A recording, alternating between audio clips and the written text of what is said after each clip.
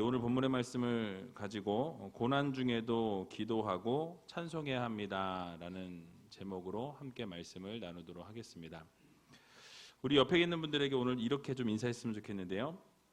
언제나 기도하고 찬송합시다. 이렇게 인사했으면 좋겠습니다. 언제나 기도하고 찬송합시다. 기쁠 때, 즐거울 때, 감사할 때는 기도하고 찬양하는 게 어렵지 않습니다. 그런데 고난 중에, 어려울 때, 환난 중에 사실 기도하고 찬송한다는 거 어렵죠. 그런데 하나님께서 원하시는 것은 바로 그것을 원하십니다. 여러분들이 힘들다고 생각할 때, 고난 가운데 있을 때, 좌절하고 쓰러지고 넘어지는 상황 가운데 놓일 때, 그때 찬양하고 그때 기도하는 것을 하나님께서 요구하시고 원하신다라는 이 사실을 믿으시고 날마다 그렇게 어떠한 때라도 찬양하고 어떠한 때라도 하나님 앞에 기도하며 살아가는 귀한 의지의 모든 성도님들이 다 되시기 바랍니다. 시간이 정말 빠르다는 것을 느끼게 됩니다. 벌써 10월이 시작됐고요. 이제 그러므로 2019년은 3개월이 채 남지 않았습니다. 맞죠? 저만 지금 이렇게 생각하는 게 아니고 여러분들은 지금 벌써 10월인가? 오늘이 10월인지 모르신 분이 좀 계신 것 같아요. 오늘 10월 2일입니다. 하루가 지났고요. 언제 여름이 가나 싶었는데 아침 저녁으로 이제 선선한 날씨가 되었어요. 어제 그제는 이 태풍의 영향으로 꼭 태풍이 올라올 때 지만 올라오면 좋은데 뜨거운 공기를 먼저 올려 보낸 다음에 뒤따라서 올라오는 그런 걸 보게 되죠. 어쨌든 아침 저녁으로 좀 선선한 공기가 계속 있어서 너무 감사하고요. 이제 한 달도 안 되어서 춥다고 할 때가 오지 않을까 싶습니다. 사람이 얼마나 간사한지 더울 때는 에어컨 끼고 살다가 조금 있다가 이제 추우면 또 이제 난방기 이렇게 들고 끌어안고 난로 앞에 있을 것 같아요. 그래서 여러분 환절기 감기 조심하시고 또 태풍 피해 없도록 오늘 밤에 남부지방에 상륙한다는데요. 우이동에는 아무 영향이 없기를 기도해 주시기 바랍니다. 우이동은 잘 피해가는 것 같아요. 하나님의 은혜로 얼마나 감사한지. 그리고 여러분 이번 주일날 여러분 잘 아시는 것처럼 뭐가 있죠? 체육대회가 있습니다. 각자 소원하는 것들, 기도하는 것들이 있으시다는 소문이 막 돌고 있어요. 벽에 붙은 거 보면서 이거는 내 거다 찜해놓으시고 하나님 이거 주시옵소서 이제 기도하실 텐데 하나님이 가장 적당한 것, 좋은 것 주시리라 믿습니다. 근데 기분이 되게 좋아요. 왜냐하면 사무실에 이렇게 있으면서 왔다 갔다 하는데 계속 상자가 쌓이고 있습니다. 큰 상자, 작은 상자, 중간 상자, TV도 오늘 왔어요. 그래서 여러분들 기도 많이 하셔서 하나님이 주실 줄로 믿고 누구한테 갈지 기대가 됩니다. 여러분 오늘 본문은요 지난주에 이어서 이 바울과 실라가 매를 많이 맞고 옥에 갇히게 되는 상황을 그려내고 있습니다. 왜 바울과 실라가 이 옥에 갇히게 되었습니까? 지난주에 말씀드린 것처럼 이 귀신 들린 여종 하나가 점을 치면서 주인들에게 돈을 많이 벌어 주었다라고 말씀드렸죠. 그런데 그렇게 돈을 많이 벌어 주었던 이 여종이 어떻게 되죠? 바울이 예수 그리스도의 이름으로 명할 때 귀신아 나오라 라고 하냐 그 즉시로 귀신이 어떻게 됩니까? 나왔다라고 말씀하죠. 그렇게 될 때 그 여종의 주인들은요 딱 보니까 뭐예요? 자신의 이익이 자신의 돈줄이었던 이 귀신 들린 여인이 어떻게 돼요? 소망이 사라진 것을 보게 됩니다. 그리고 그것이 끊어진 것을 보고 바울과 실라를 잡아서 이 관원들에게 끌고 갔다라고 성경은 말씀합니다. 그리고 그곳에서 매를 맞게 되었다라고 말씀하고 있는데요. 오늘 본문 20절에서 21절을 보니까 이렇게 설명하고 있습니다. 우리 20절과 21절 같이 한번 읽어보도록 하겠습니다. 상관들 앞에 데리고 가서 말하되 이 사람들이 유대인인데 우리 성을 심히 요란케 하여 로마 사람인 우리가 받지도 못하고 행치도 못할 풍속을 전한다 하거늘. 아멘. 자, 자신들의 이익이 끊어진 이 사람들이요, 자신들이 입게 된 경제적인 손실이 있었습니다. 그 경제적인 손실 때문에 바울과 실라를 고소하게 된 거였어요. 사실은 그게 진짜인데, 정작 그들이 고소한 내용은 뭡니까? 바로 이 바울과 실라가 불법적인 종교를 퍼뜨려 가지고 유포해서 이 평화를 교란시키고 있다라는 죄목을 가지고 이렇게 관원들에게 이야기하는 것을 보게 됩니다. 여기서 심히 요란케 하여라고 번역된 단어는 이 폭동 같은 것을 뭐 선동하다 또는 폭동 이런 부분들을 흔들어 놓다라고 이런 의미를 가지고 있어요. 사실 이런 고소는요, 꾸며낸 이야기입니다. 그렇지 않았는데 그런 것처럼 자신들이 손실을 입게 되니까 이 이익이 소망이 끊어지고 나서 화가 난 거예요. 화가 나고 나니까 사실대로 말해봤자 별로 이들한테 뭘 할 수 있는 게 없으니까 거짓으로 저들이 문란하게 일을 벌였다라고 이야기한 것이죠. 사실 지난주에 말씀드린 것처럼 이 성을 요란케 한 사람은 바로 이 귀신 들린 여인이었습니다. 바울 일행이 백성들을 선동하거나 이런 일들을 한 적이 없는데 백성들을 선동하고 로마의 법과 질서를 어지럽히고 있다라는 누명을 뒤집어 씌운 것이라는 말씀이죠. 뿐만 아니라 바울과 실라가 유대인이다라고 이렇게 그 유대인이라는 것을 부각시키고 있는 것을 볼 수가 있습니다. 이렇게 유대인이라고 부각시킨 이유가 사실 있어요. 이유가 무엇이었냐면 그 당시에 황제 글라우디오라는 황제가 있었습니다. 그래서 로마에서 이 유대인들을 축출해버리는, 다 쫓아버리라라는 이 칙령을 내리게 된 때가 바로 이때랑 맞물려 있다라는 것이죠.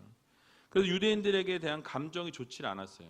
그래서 유대인들을 다 이 로마로부터 다 축출해내고 다 쫓아내라라는 명령이 있었기 때문에 이들은 유대인이다, 유대인이기 때문에 이들 다 쫓아내고 벌 줘야 한다라는 어떤 그런 것을 감정을 이렇게 좋지 않게 흔들어냈다라는 것이죠.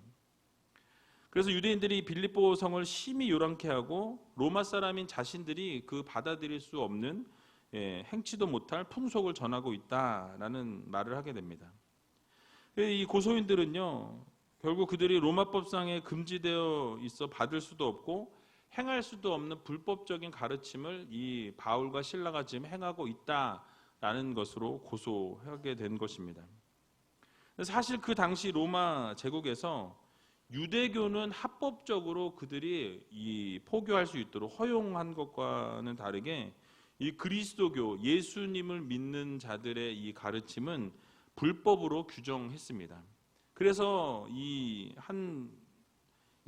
그리스도를 가르치는 이것이 불법으로 정해져 있었고, 또 한 종교를 다른 사람에게 믿으라고 강요하는 행위도 이 로마에서는 위법으로 그 당시에 이렇게 정해놓고 있었던 상황이었습니다.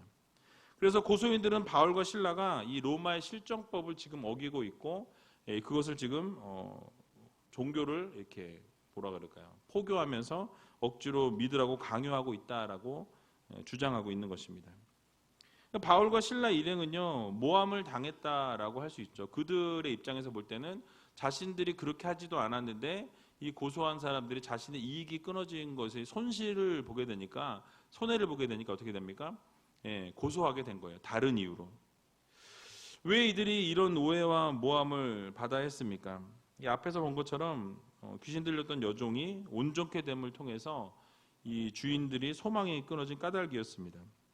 그 주인들이 이 바울의 사역으로 큰 피해를 입게 되고요, 결국 복수하기 위해서 바울과 실라를 모함하였고 고소한 것입니다. 이처럼 이 세상에서 우리가 살아갈 때에 바르게 신앙생활을 하고자 하면 이 오해와 핍박을 받게 될 때가 있다라는 말씀이죠. 우리가 사는 이 세상은 어떤 곳입니까? 이 사단의 권세가 판을 치는 곳이 바로 이 세상이라는 것입니다. 이 세상에서 사단과 원수 관계에 있는 우리 하나님을 섬기고 하나님 나라를 위해 확장을 위해 최선을 다하는 성도들에게는 이 사단의 공격을 할 수밖에 없다라는 거예요. 그러니까 여러분들이 사단으로부터 공격을 받는 것은 너무나 자연스러운 일이고 너무나 당연한 일이라는 말씀이에요. 왜냐하면 하나님의 나라가 확장되면 확장될수록 누구의 입지가 좁아집니까? 사단의 입지가 좁아지게 되어져 있다라는 것이. 그래서 참 성도가 세상에서 받게 되는 이 오해와 모함 또는 핍박 이를 당하는 것은요, 어쩌면 너무나 당연한 것이다라는 말씀입니다. 초대교회 시대의 성도들은요, 거룩한 입맞춤을 나누는 것으로 인해서 그들이 어떤 오해를 입었냐면 성적으로 문란한 자들이다라는 오해와 이 핍박을 받았습니다. 모함을 받았고요. 또한 성만찬 의식을 행하는 것 때문에 이 살을 먹으라라는 그 이유 때문에 인육을 먹었다라고 이렇게 소문을 막 그들이 냈어요. 피를 마시라라고 이렇게 말씀하신 그 말씀을 가지고 포도주를 나눌 때 그들이 피를 먹는 자들이다라고 이렇게 소문을 내고 모함을 해서 큰 박해를 당하기도 했던 것을 역사를 통해 볼 수 있습니다. 지금은 양상이 다르지만 이런 오해와 모함과 핍박은요, 오늘날도 지금 이 순간 이 시간에도 지속되고 있다라는 것이죠. 예를 들면 우리나라 같은 경우에는 예를 들어서 새벽 기도를 가거나 열심히 주일날뿐만 아니라 수요 예배, 여러분처럼 수요 예배 나오시고 금요 예배 나오시고 새벽 기도 다니시는 분들을 향해서 너무나 열심히 하고 또 복음을 증거하는 분들을 바라보면 뭐라 그래요? 광신도라 그러죠. 미쳤다고, 미칠 광자잖아요. 죄송합니다. 미쳤다 그러는 거예요. 그러니까 오해를 사게 되죠. 오해나 모함을 하게 됩니다. 또 오직 기독교에만 구원이 있다는 주장을 하게 되면 지나친 오만이고 독선이고 이기주의라고 손가락질하는 것을 보게 됩니다. 그게 오늘날의 세상이에요. 이외에도 기독교의 참 성도들을 향한 이 세상의 오해와 모함은 다양하다라는 거예요. 그런데 우리가 이 지극히 당연한 이 현상을 우리가 당연하게 받아들이고 인내하고 감수해야 한다라는 것입니다. 왜냐하면 우리는 이 세상에 속하지 않은 자로 이 세상을 가야 하기 때문이라는 거예요. 그러니까 이 세상과 동일하게 살아가는 우리가 아니라 이 세상과 우리는 뭐예요? 다르게 살아가는 하나님의 백성들이라는 것입니다. 성도들이라는 거예요. 그래서 요한복음 15장 19절을 보게 되면요, 뭐라고 말씀하냐면요, 너희가 세상에 속하였으면 세상이 자기의 것을 사랑할 터이나 너희는 세상에 속한 자가 아니요 도리어 세상에서 나의 택함을 입은 자인고로 세상이 너희를 어떻게 한대요? 미워하느니라 라고 말씀하고 있습니다. 그러니까 여러분 무슨 말씀입니까? 여러분들이 세상에 속해 있으면 바로 하나님의 택함을 받은 자이기 때문에 세상이 미워할 수밖에 없다. 그것이 너무나 당연하다라는 말씀이에요. 그러니까 여러분들은 하나님의 소유이기 때문에 하나님과 대칭을 이루고 있는 이 어둠의 세력들이 어떻게 해요? 여러분들을 시기하고 질투하고 미워하고 여러분들을 어렵게 할 수밖에 없다라는 것입니다. 그래서 여러분들이 힘들게 하는 그 어둠의 세력들이 어떻게 보면 너무나 당연한 것이다라는 말씀이죠. 여러분 그렇습니다. 우리는요 소속이 다릅니다. 옆에 계신 분도 한번 보세요. 소속이 다른 분들이에요. 우이제일교 소속이긴 한데 세상의 성도들이 미워하는 것이 당연하다라는 거예요. 왜냐하면 세상에 속해 있는 분들이 아니기 때문에 그렇습니다. 그래서 우리는 이 세상에서 때로는 오해를 받고 또 모함을 받는 것이 당연하고 그래서 초연하게 행하고 그것을 견딜 수 있는 그런 여러분들이 다 되시기 바랍니다. 왜냐하면 우리에게는요 세상에서 당하는 고난과는 비교할 수 없는 영광을 하나님이 준비하고 계시기 때문에 그렇습니다. 그러므로 고난과 핍박과 오해를 받을 때 우리는 예수 그리스도의 십자가를 생각하면서 그 고난과 핍박과 어려움들을 이겨낼 수 있는 그 모든 것을 뛰어넘을 수 있는 귀한 의지할게 모든 성도님들이 다 되시기 바랍니다. 자, 이제 고소를 당한 바울과 실라가 이 빌립보의 관원들에 의해서 매를 맞고 옥에 갇히게 되었다라고 오늘 성경은 말씀하죠. 오늘 22절에서 24절에 보니까 이렇게 말씀하는데요. 우리 같이 한번 22절에서 24절까지 읽어보도록 하겠습니다. 무리가 일제히 일어나 송사하니 상관들이 옷을 찢어 벗기고 매로 치라 하여 많이 친 후에 옥에 가두고 간수에게 분부하여 든든히 지키라 하니 그가 이러한 영을 받아 저희를 깊은 옥에 가두고 그 발을 착고에 든든히 채웠더니 아멘. 자, 바울과 신라가 이 옥에 투옥되는 과정을 보게 되니까 먼저 무리가 일제히 일어나라고 이렇게 말씀합니다. 그래서 송사했다라고 말씀하죠. 고소했다라는 거예요. 즉 귀신 들렸던 여종의 주인들과 한통속이 되어서 이 군중들이 함께 바울과 신라를 죄인 취급하였다라고 말씀합니다. 그들의 비난의 말을 쏟아놨다라는 것이죠. 이렇게 많은 사람들이 일제히 일어나서 비난하고 고소하게 될 때 이 빌립보 성의 관리들은요, 그 이야기를 그냥 고지고대로 믿게 되는 것이죠. 그래서 이 바울과 신라에 대한 정당한 법적 절차를 거치지 않고 그들을 어떻게 합니까? 바로 형벌을 바로 가했다라는 거예요. 여러분 어떤 형벌이라고 이야기합니까? 옷을 찢어 벗기고 매로 치라라고 이렇게 말씀합니다.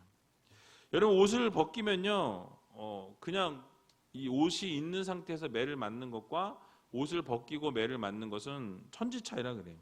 옷을 입고 맞는 것보다 옷을 벗기고 맞으면 아픔이 더하기 때문에 더 가혹한 형벌이었다라는 것이에요.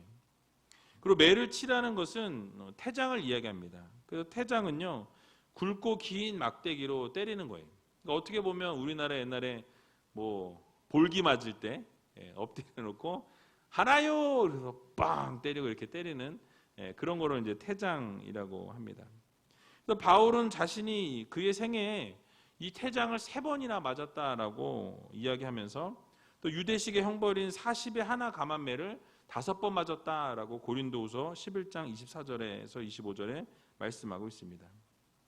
만약 여기서 바울이 자신이 로마 시민권이 가지고 있었다라는 것을 딱 나타내면 어떻게 돼요? 맞지 않을 수 있었습니다. 상황이 반전될 수도 있었다라는 거예요. 근데 바울은요, 자신이 로마 시민권을 가졌다라고 이야기하지 않았습니다.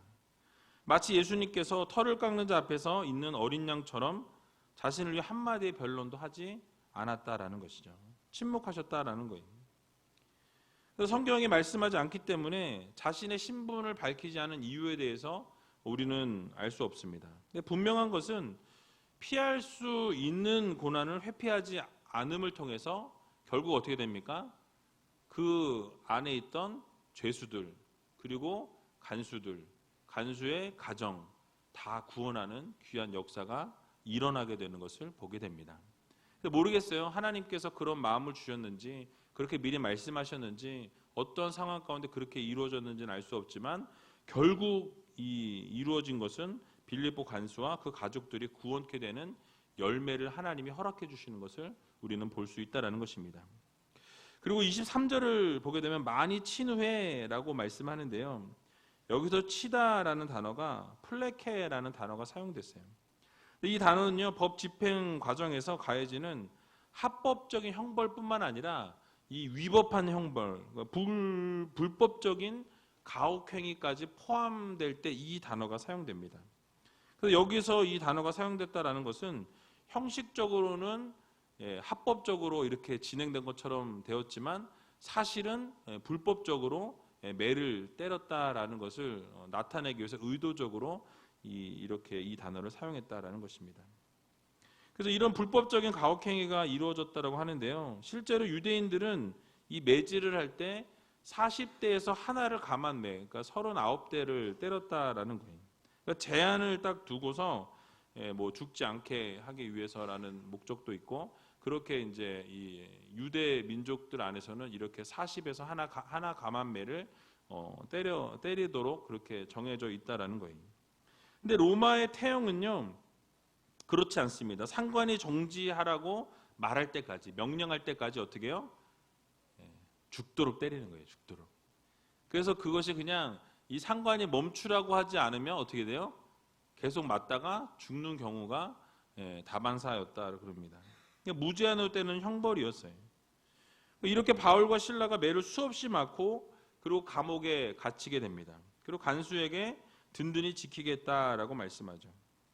이런 명령을 받은 간수들이요, 어떻게 했습니까?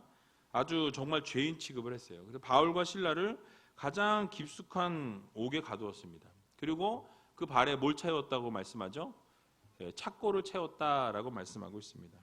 이 착고는요, 죄수들의 이 가랑이가 찢어질 정도로 다리를 벌려놓고 그 상황에서 거기에 다리에 이렇게 쇠고랑 같은 거를 딱 채워서 움직이지 못하게 하는 기구였어요. 그래서 바울과 실라는 컴컴하고 축축한 이 지하 감옥에서 양 다리를 벌린 채로 그리고 거기에 착고가 채워진 채로 범죄자 취급을 당하게 되었다라는 말씀이에요. 여러분, 이런 바울과 실라를 우리가 세상적인 눈으로 보면 어떻습니까? 그들에게 희망이 없어 보인다라는 거예요. 여러분, 왜 바울이 근데 실라가 이런 수모와 고난을 당해야 했습니까? 바로 예수님 때문에 이 순환과 고난을 당했다라는 말씀이에요. 예수님의 증인으로 복음을 전하다가 매맞고 결국 큰 고난을 당하게 되었다라는 말씀입니다. 그렇다고 이런 고난이 억울한 고난입니까? 그러니까 인간적으로 보고 세상적인 눈으로 보면 그렇다라고 말할 수 있어요. 하지만 이 소망의 눈을 가지고 하나님의 시각을 가지고 바라보면 그것은 지극히 영광스러운 고난이라고 말씀드릴 수 있는 것입니다. 왜냐하면 예수 그리스도를 대신한 고난이었기 때문이었다라는 거예요. 바로 우리 주님께서 우리를 위해서 큰 고난을 당하셨습니다. 무슨 고난을 당하셨죠?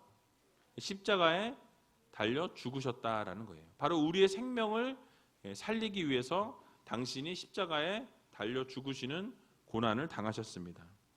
그래서 우리 주님께서는 우리를 위해서 큰 고난을 당하셨고 매맞고 수모를 당하셨어요. 십자가에서 죽음의 고통을 당하셨습니다. 근데 우리가 예수 그리스도의 복음을 위해 또 우리가 예수 그리스도를 증거하다가 대신해서 고난을 당한다면 하나님께서 어떻게 하실까요? 기뻐하신다라는 거예요. 하나님께서 그냥 계실 분이 아니라는 것이죠. 바로 하나님께서 그리스도 예수를 영광스럽게 하신 것처럼 우리도 영광 가운데로 이끌어 주신다는 사실을 여러분 모두 믿으시기 바랍니다. 그래서 바울이 로마서 8장 17절에서 18절에 이렇게 말씀합니다. 우리가 그와 함께 영광을 받기 위하여 고난도 함께 받아야 될 것이니라. 생각건대 현재의 고난은 장차 우리에게 나타날 영광과 좋게 비교할 수 없도다라고 말씀합니다. 그러니까 우리가 하나님과 함께 예수 그리스도와 함께 어떻게 뭘 받으래요? 고난을 받으래요. 영광을 받기 위해서는 우리가 고난도 받아야 한다라고 말씀합니다. 근데 우리는 늘 영광만 얻기를 원하는 것이 우리의 모습이에요, 사실은. 그러나 그 영광을 얻기 위해서는 우리가 먼저 받아야 될 것이 고난이라는 거죠. 예수 그리스도의 고난에 동참해야 한다라고 말씀하고 있습니다. 그리고 그렇게 고난에 동참하게 되면 그 고난은 장차 우리가 받을 그 영광에는 비교할 수 없을 정도의 놀라운 은혜가 우리를 기다리고 있고 우리를 영광스럽게 하실 하나님의 능력이 우리를 기다리고 있다는 것을 여러분 모두 믿으시기 바랍니다. 그래서 여러분, 결국 예수님으로 인해서 받는 고난이 크면 클수록 우리에게 허락되어지는 영광도 크다라는 거예요.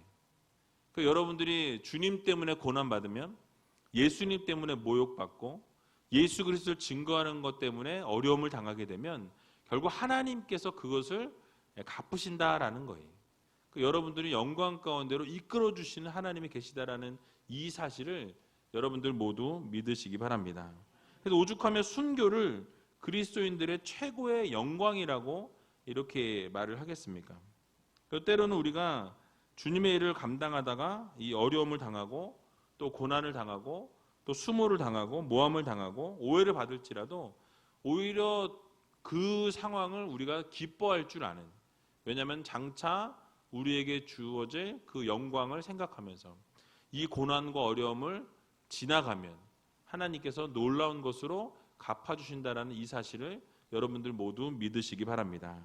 결국 이 일이 하늘의 상급으로 풍성하게 쌓여지는 일이라는 사실을 여러분 모두 믿으시고, 고난이 찾아올 때, 어려움이 찾아올 때, 특별히 그것이 예수 그리스도 때문에 예수 그리스도를 위한 고난이라면 하나님께서 반드시 영광으로 이끌어 주신다는 이 사실을 믿으시고 날마다 그 모든 것들을 감당하며 살아갈 수 있는 저와 여러분들이 다 되시길 주님의 이름으로 간절히 축원을 드립니다. 마지막으로 그런 고난 가운데서 우리는 뭘 해야 된다고 말씀하죠? 기도와 찬송을 올려드려야 한다라는 거예요. 그래서 오늘 본문 25절을 보면 이렇게 말씀합니다. 우리 같이 한번 25절 읽어보겠습니다. 밤중쯤 되어 바울과 실라가 기도하고 하나님을 찬미하며 죄수들이 듣더라. 아멘. 자, 바울과 실라가 많이 매를 맞고 난 이후에 감옥에 갇히게 되었다라고 말씀드렸습니다. 밤중쯤 근데 그들이 뭘 했다라고 말씀하죠?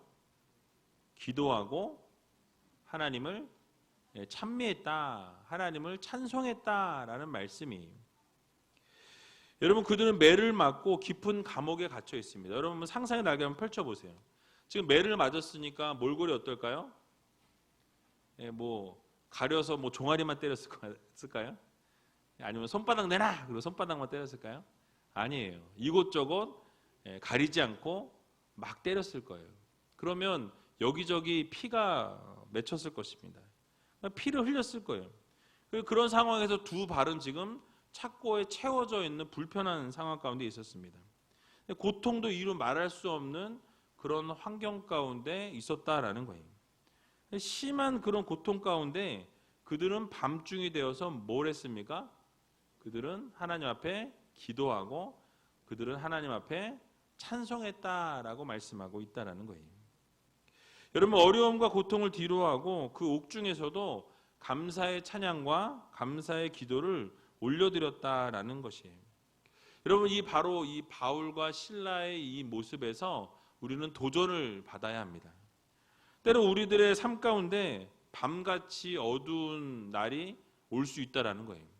혹시 이 자리에 앉아 계신 분들 가운데 지금 밤길 같은 어두운 길을 걸어가고 있는 성도님들도 계신 줄로 믿습니다. 그런데 그렇게 칠흑같이 어둡고 이 무서운 때에 우리는 그럼 뭘 해야 합니까? 가만히 주저앉아 있어야 하는 것이 아니라 바로 우리는 그것을 해결하기 위해서 몸부림을 쳐야 한다는 거예요. 근데 사실 우리의 모습은 어떻죠?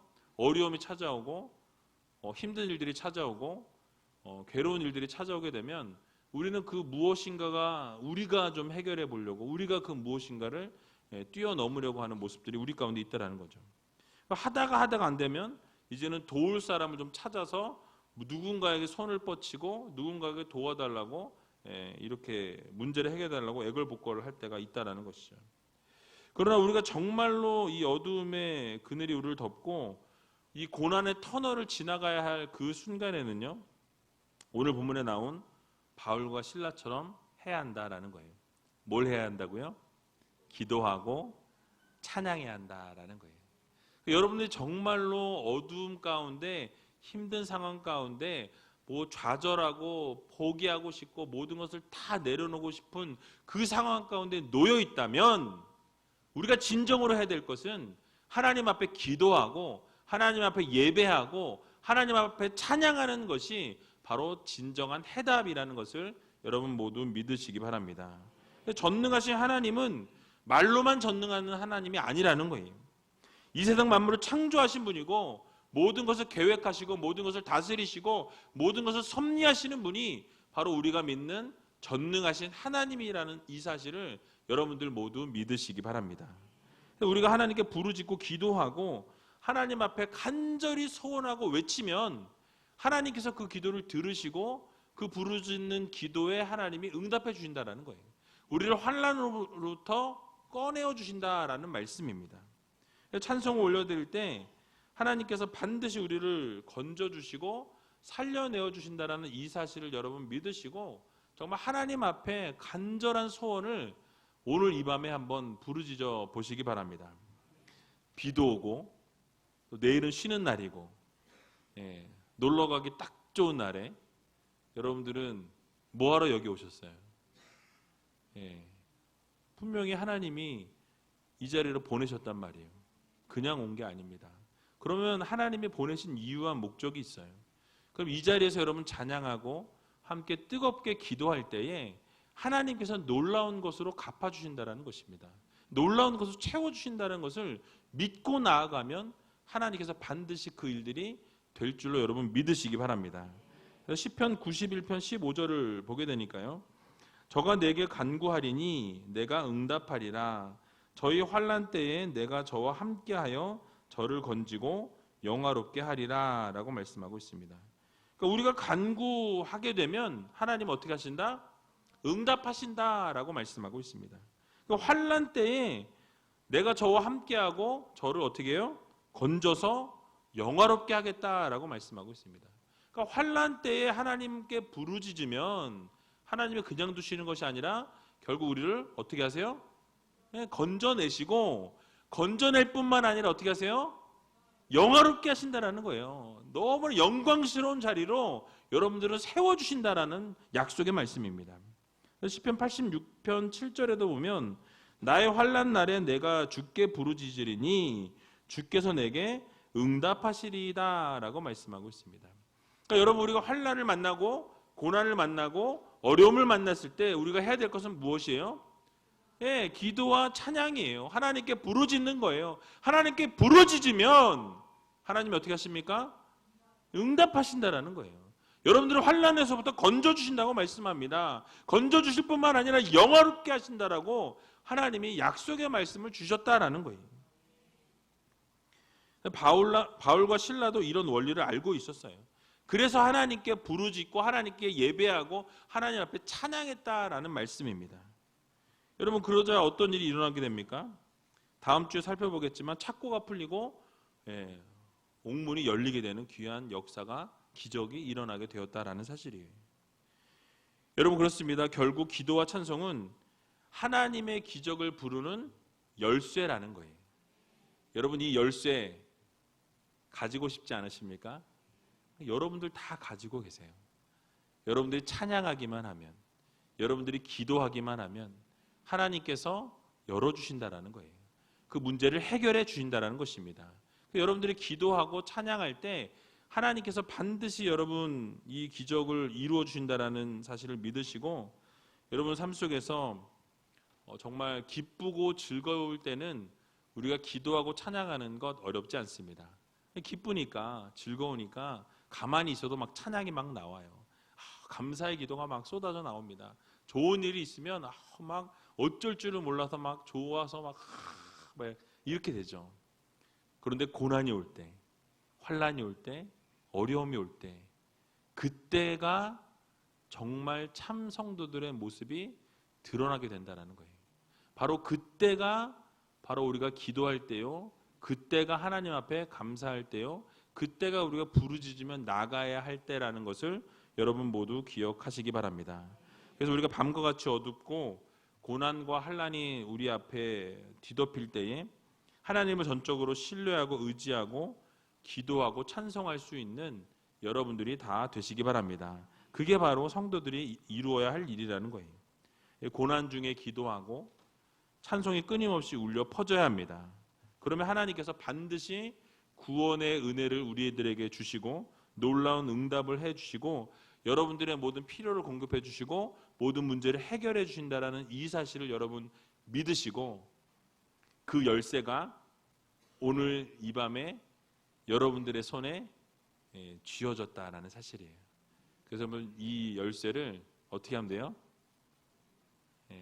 열고 들어가시면 돼요. 그래서 오늘 이 밤에 같이 찬양하고 기도할 때 옥문이 열려지고 놀라운 착고가 풀어지는 문제가 해결되는 귀한 역사를 맛보는 저와 여러분들이 다 되시길 주님의 이름으로 간절히 축원을 드립니다.